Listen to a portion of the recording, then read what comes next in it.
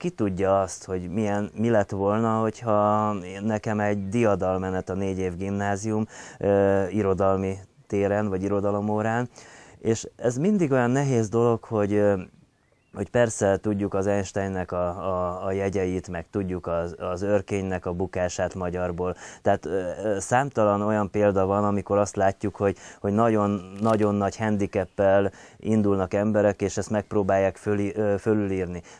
Ismerjük a dadogós színészeket, tehát számtalan olyan példa van, amikor igenis az a negatívum, ami a személyiségedben van, azt leküzdeni akarás, visz téged előbbre, hogy valamit mutass a világból.